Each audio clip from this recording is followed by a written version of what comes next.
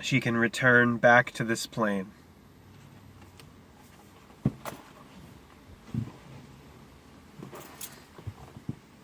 The first plane, into whatever genetic pattern she feels would be best to express through and continue her advancement all the way to the 7th level of understanding.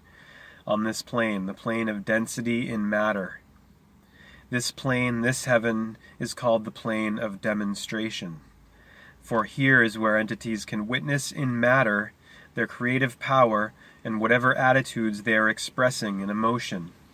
This is the only plane of the 7 that has darkness upon it, and the only one where you cannot hear the music of light.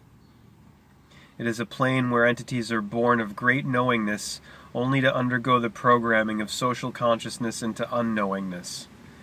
That is what happens here, and that is why it is often very arduous to advance upon this plane. If your mother chooses to return here, she will have the option to become the babe of one of your children or of your children's children. If she returns in your lifetime, she will return as a babe of your daughter when she decides to bear children, and you will know your mother if you allow yourself to, for when you look upon the babe, you will have a feeling that transcends the obvious looks and appearances. That is how you will know her. Is your mother aware of you? Very much, for when you pass this plane, you are much more aware than when you are in an embodiment.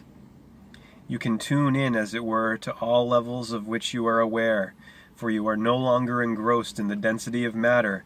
You are in a lighter density, a higher vibration. Thus you have the ability to see other vibratory levels which exist parallel to yours and appear as thought forms, light forms. So your mother is very much aware of you if she chooses to be, as when you pass, you will be very aware of those who are here if you wish to be. Is your mother happy? If you are not happy here, your unhappiness is only amplified when you pass. For when you are without the body, you are in a state of pure feeling and emotion. So your emotions are amplified and intensified. But from that amplification, you quickly learn to manifest whatever level you need in order to continue to grow in your understanding of joy. I will tell you of one plane where if you ever look upon it, you will be saddened greatly in your being. It is a plane of many entities who are expressing on the 1st and 2nd levels of consciousness. It is like a plane, a place that is level. And what will you find there? You will not find mountains and rivers, grass and flora and sky in their light forms. You will not. You will find billions of entities in their light embodiments laid out in endless rows. They are lying there in slumber, living the illusion that they are dead, because they steadfastly believe that life does not exist beyond the grave. Even though their thought is still alive and magnetic and compulsive and volatile in its energy, it thinks it is dead, though it is really still alive. Remember, whatever we steadfastly believe, we will convince ourselves that it is true, and whatever we know as a truth will transform itself into a reality. That is how powerful our creativity and our wills are. Many of the entities there were taught that when they died, they would be dead until a Messiah returned for them, and through fear and the feeling of being alienated from divine love, they accepted the teaching as a truth.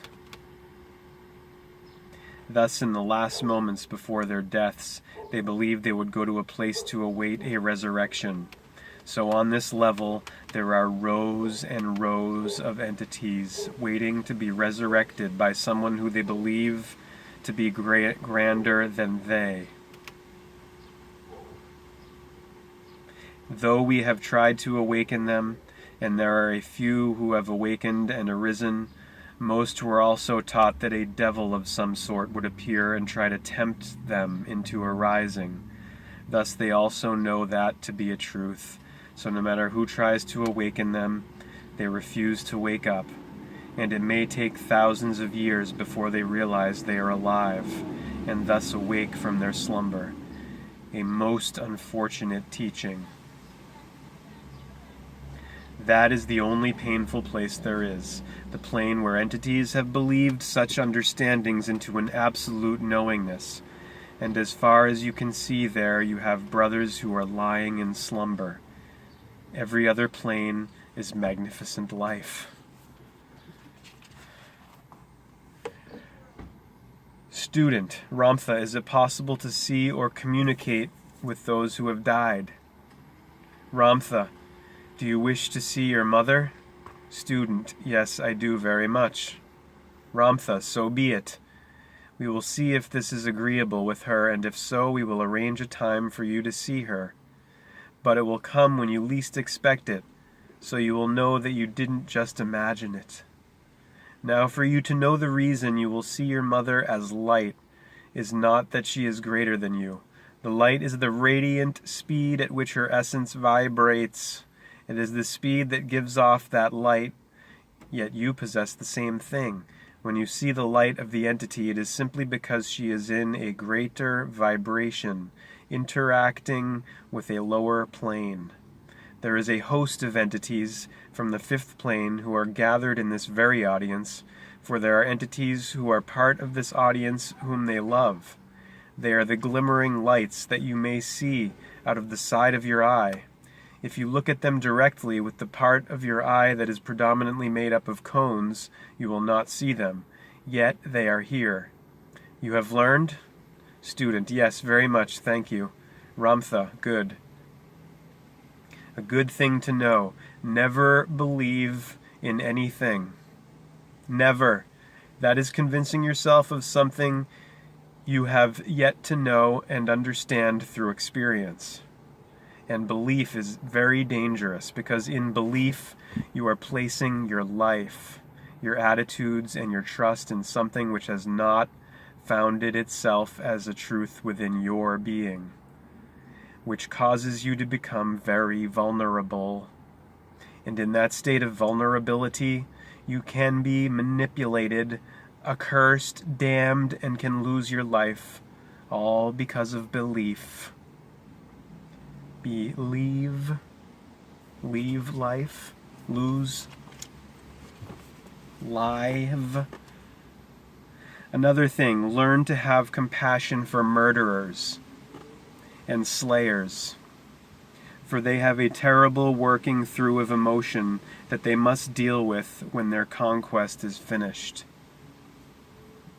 Sympathy for the devil, anybody?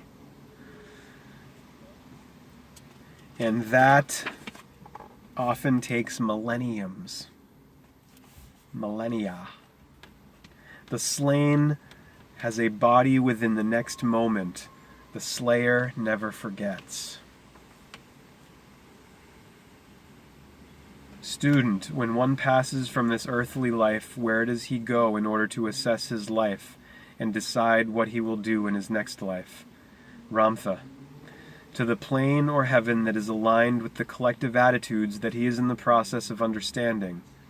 For example, you, entity, have mastered the understandings of what is termed survival and limitation all the way through pain, power, love, unspoken, and are expressing on the fifth plane of consciousness, which is realized love, spoken love, expressed love.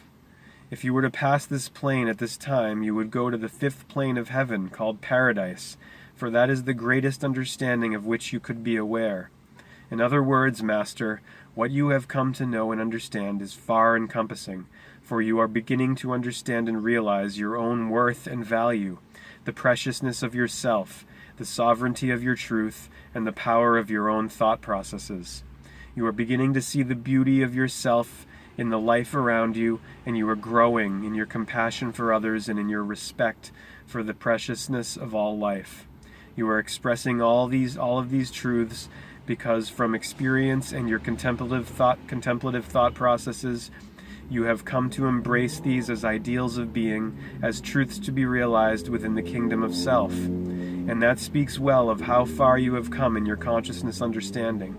Yet there are greater understandings, more unlimited states of being still to be seen, experienced, and understood. But you cannot begin to entertain these understandings or embrace them as ideals until you first come to know and understand what you are now expressing. For wisdom builds upon itself to encompass greater and greater understanding. For example, you cannot truly see or be aware of the beauty of all life or express the depths of love and compassion for others until you have first seen your own sublime beauty and expressed love and compassion for yourself. Once love of self has become real in an understanding, then you have a basis from which to expand your understanding to embrace life outside of you. And once that understanding is realized and known, you will begin to realize that you are the life that you perceive to be outside you. You see? So if you passed from this plane, you would go to a plane of consciousness understanding aligned with your thought processes and expressive emotional attitudes. You could not go to a plane of a more unlimited understanding because you have yet to perceive that such an understanding exists, for it has not become the reality of self. Student, so our life will always be exactly whatever our thoughts are, whether on this plane or the plane that we go to when we leave here. Ramtha, that is correct. That is why I am teaching you how to become more unlimited in your thought processes. For the more unlimited your thinking becomes, the more unlimited your life shall become wherever you are. The greater the heaven you create here within your own kingdom of thought and emotion, the greater the heaven you will experience when you leave this plane, or, if you choose, when you return here. Those whose thoughts are steeped in guilt, judgment of self and others, and bitterness and hatred toward their brothers will leave this plane only to continue to experience those attitudes until they learn from them, until they have their gut full of them, and realize that there are grander ways to be and greater heavens to experience. Student, you say there are 7 planes. Could you describe what the other planes are, especially the 7th? Ramtha, this plane that you are upon is the first plane, the plane of 3-dimensional perception. This is the plane where entities gain the understanding of God in the form called matter. And it is a great mastery to live here, for you must enter this plane through the birth processes and survive the limitations and instincts of flesh. Upon this plane, all levels of consciousness, understanding exist, for this is the plane of what is termed expressive God, or the plane of demonstration.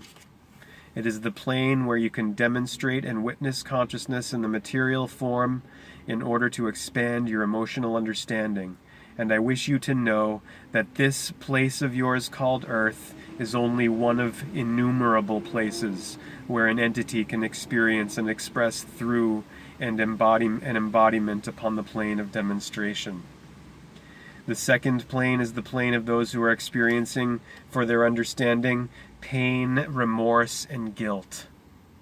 The plane of the third is called the plane of power. That is the plane where one seeks to control and enslave others not through copulation or physical means, for they do not have that, but through what is termed mind thoughts, trying to get all to see their point of view. The fourth is the plane of love. All on this plane love deeply, but unfortunately they cannot express that deepness. Thus they are living a light-level existence in which they are experiencing great love, but without the ability to express that love. The fifth plane is called paradise. It is the first plane that has the enrapturement of what is called the golden light. Imagine a light that is like the light from your sun, but it is golden. On the fifth plane, that color envelops all things, and yet all things retain the vividness of their unique colors. And there is no night, only the golden light. And music, wondrous music is heard, for the light that envelops all things vibrates at the tone of its color in a wondrous harmonic movement. This harmonic movement is the breath of life there, not air. Thus on the plane of paradise, one breathes sound and music and lives in light. You know, on your plane, the first plane, there are those who have understood and mastered copulation, pain, and power, and they have brought love into an expressed reality, and they have accomplished it rather easily here. Mastery of the 6th and 7th levels of understanding is not as easily accomplished on the plane of demonstration, because those understandings are beyond demonstration. But those who live on the first plane and who love, who express their love outwardly through words and deeds and actions, and desire for their life to be lived through love, when they pass from this plane, they go to the 5th. And on the plane of paradise, there are entities who are billions of years old who have found paradise to be such a wonderful place that they do not realize there is yet more to come. On the 5th plane, you have the power to express and manifest your love, and whatsoever you desire in the moment, so it will come to pass. If a fisherman, a lover of fish, is desirous to have fish, he will go to a lake that will be before him. The lake will be surrounded with tall cypresses, poplars, and whatever else he loves. If he loves the lake as it appears in autumn, the poplars will become the color of cinnamon, and the cypresses will remain in the depths of their emeraldness. And when he sits down to cast his line for fish, if he desires a cool breeze, there will come a cool breeze, blowing gently across the lake. And when the entity casts a feeble and humble worm into the center of the wondrous lake, and imagines what he desires to catch, behold, he will catch it. Then he takes the fish, which are like the fish on this plane, back to the home of his dreams, and he consumes them, for that makes him happy, for he loves what he has done. Entities there cannot imagine a place being greater than that one. That is why it is called paradise. And it is a different plane to achieve for those who have not realized and expressed love. Once one has expressed upon the 5th plane for a while, he will eventually question the essence of the light that envelops all things, and why he has deserved to be there. Many do not question why they deserve to be in paradise. They merely accept it. But eventually he will ponder whence come the light and the music. Then he will begin to see a splendid life force energy that has an equalness and equality with the light, with the flora, with the fishes, with the lake, with the poplars, in their cinnamon color of autumn, and he will begin to contemplate the equalness of all these things. When he has done so, he will begin to see that no thing is separate, that all things are in a flow of oneness. When he begins to see that, when he takes all the love that has been understood and realized through the expression of it, and begins to contemplate the oneness of all things, all entities, then he will advance to the 6th plane of understanding. The 6th plane of heaven is beyond words, for words cannot describe how you, who believe yourself to be separate from the plant and the wind and the one who sits next to you, can be completely at one with something, yet unique and separate from that which you are at one with. But the plane of the 6th is the door to the 7th. For whatever one perceives and knows to be a reality, he will always become completely. For when one sees only God in a oneness and lives in that sphere of oneness, he will become that which he sees and lives with. And the superlativeness and supremeness of that becoming are the 7th heaven. The door to that heaven is the 6th plane of understanding, which is seeing what you become. Pure God, pure reason, pure thought, pure life, pure light, the substance and basis of the totality of all that is. Now the 7th. Imagine a brilliance that is greater than brilliance, and the evolving core of the brilliance is of a hue of such color that the color no longer has brilliance, but is in a state of emitting brilliance. In the core of that brilliance there are flashes of such wonderment and the sea that the core is in is moving and expanding and rolling upward. And as the core and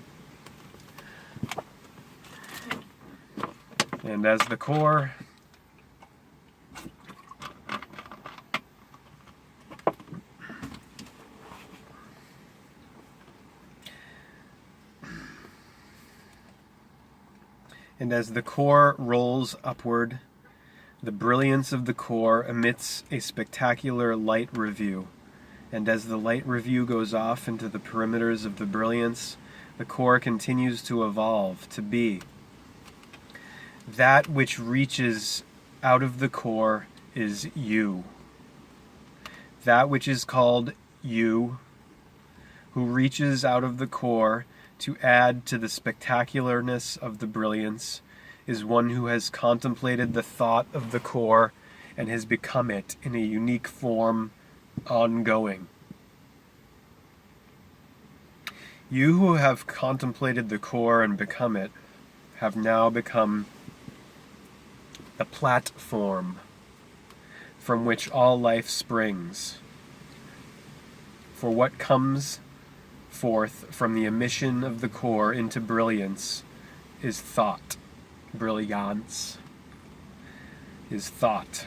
And from the thought that you have become in an ongoing unique form, you will feed and nurture and expand the consciousness of all life. Very poor be my words, for the vision must go beyond the bounds of space, time, and measure, beyond the limitation of speech, into an emotional understanding. But I assure you, Master, as you evolve and expand your understanding, moment to moment, step by step, realization upon realization, your vista will become ever more expansive until your emotion encompasses all that is, encompasses all that is, compasses compassion. And that is when you will be joy. That is the seventh plane, that is God.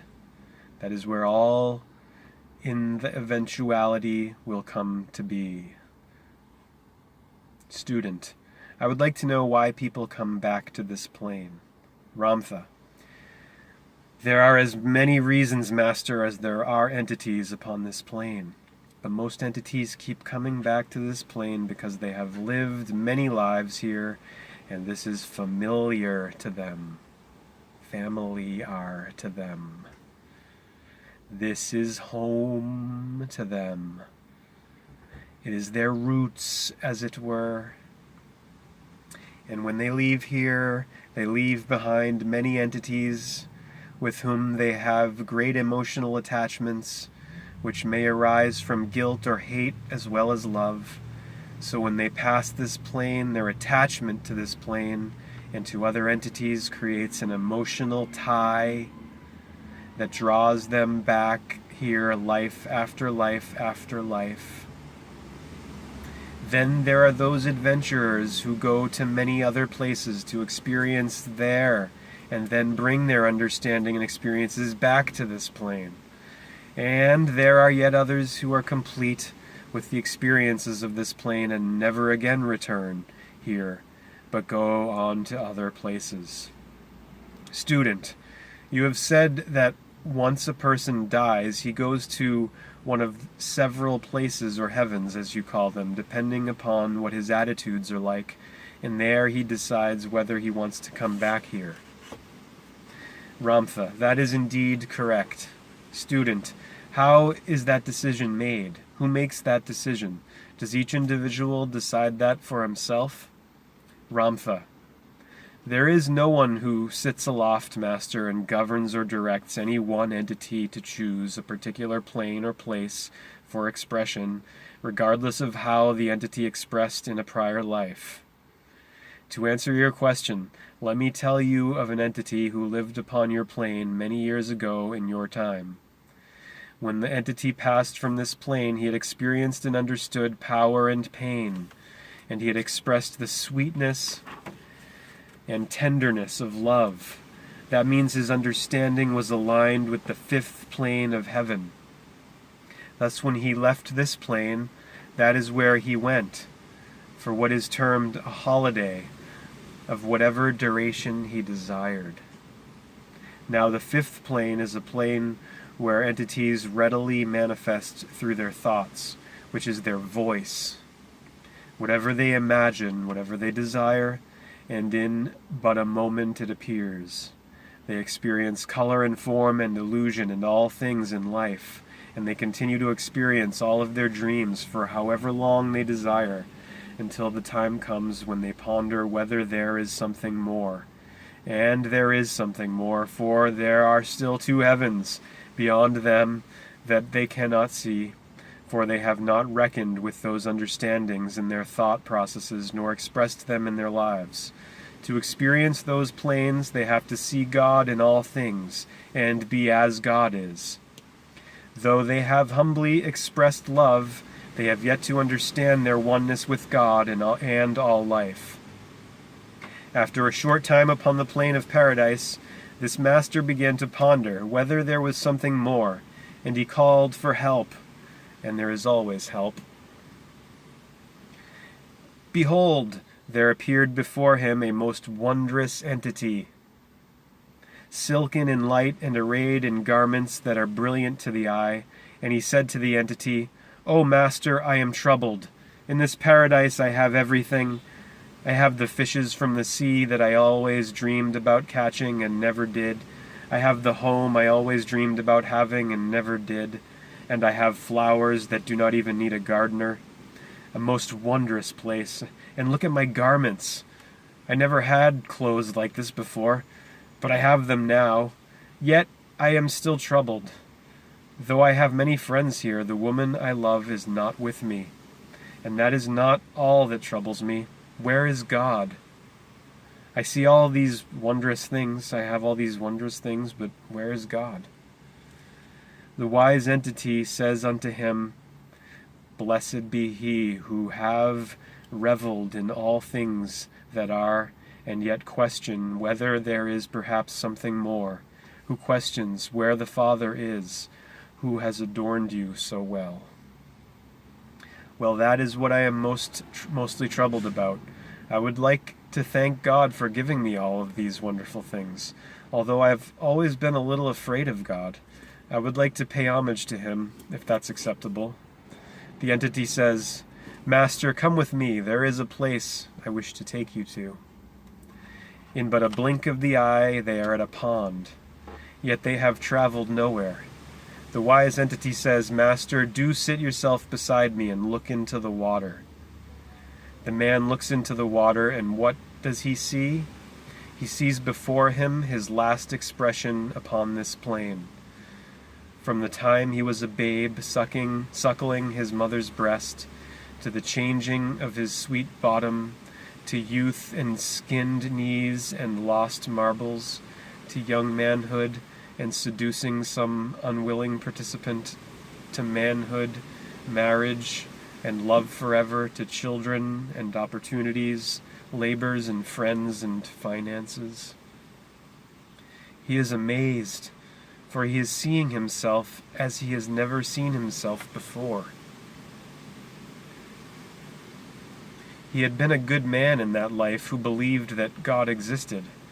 He had been a powerful man, and yet he never enslaved anyone with his power. And he had loved his wife and children earnestly and didn't mind telling a few about that either. So he had made himself known in that life by teaching and mastering and loving and becoming humble and pure in spirit. As his life is revealed in the pond, and he contemplates what he sees, the man looks at the entity and says, "I have done well."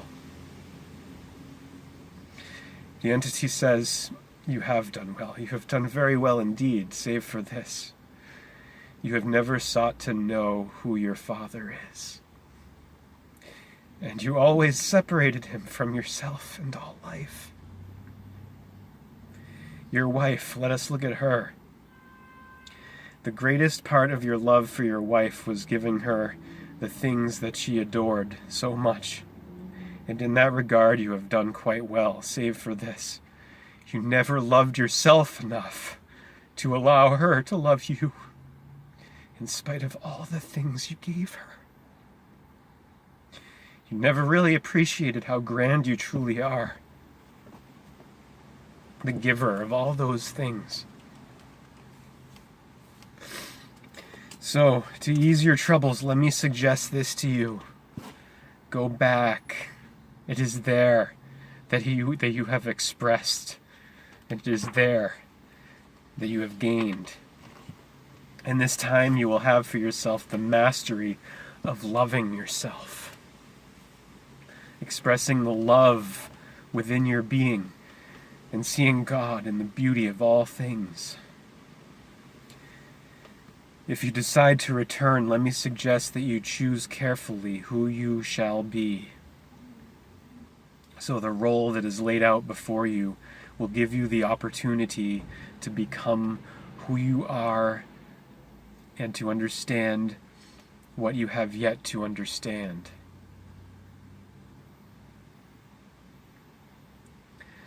I will leave you alone for a while. Ponder these things. You may take all the time you need, and if you decide to return, let me know, and I will show you how best to proceed. The man is sitting there a little weary, and he ponders. He has everything that he never had before. If he goes back, he loses it.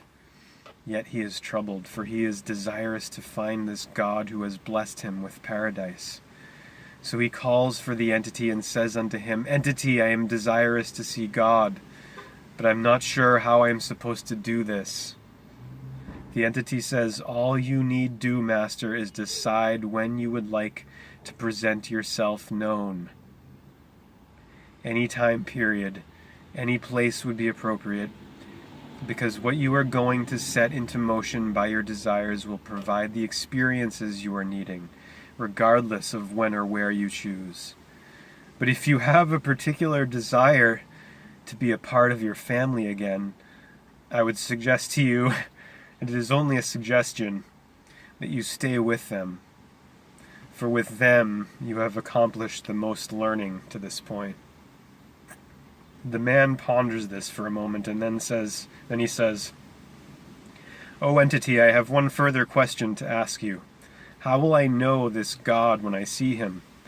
The entity replies, When you know yourself, you will know him.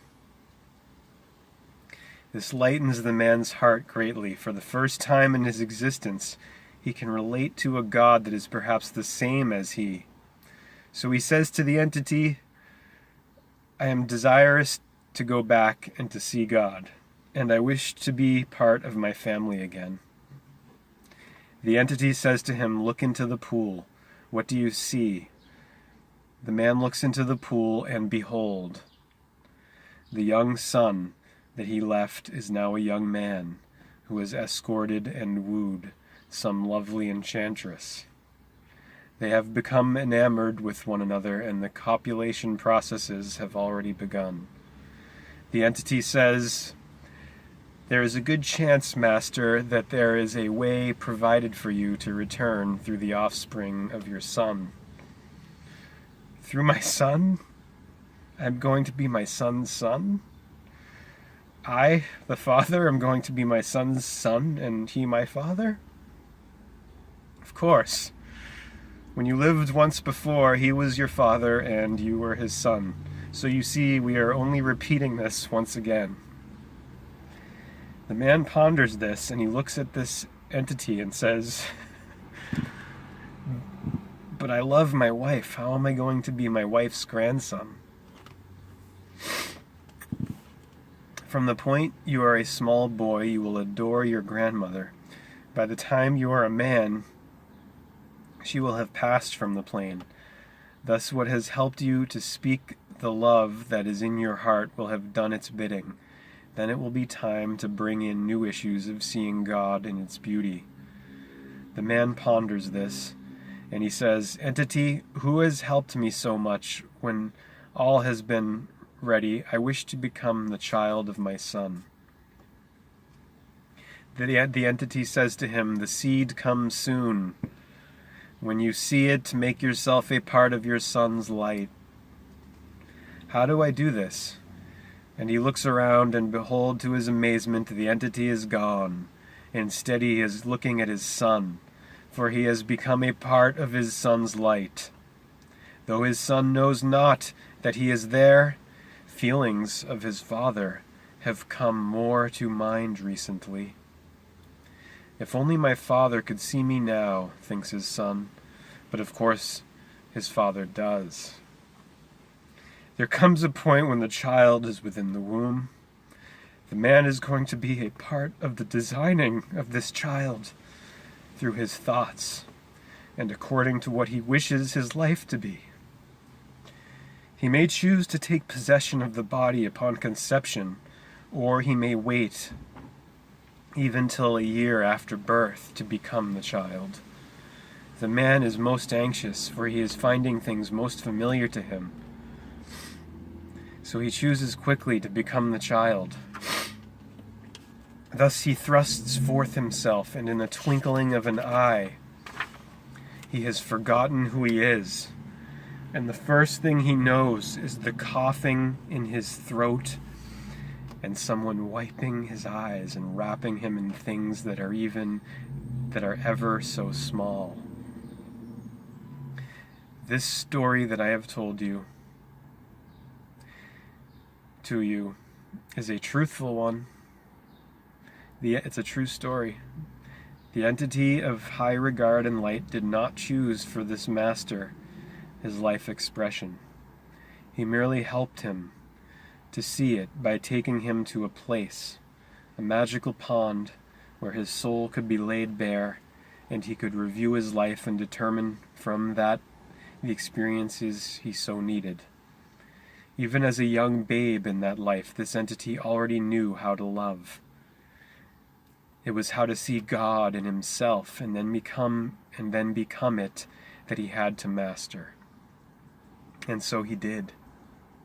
The entity's name was Buddha. Always you have chosen. Always you have the will to choose. None choose for you.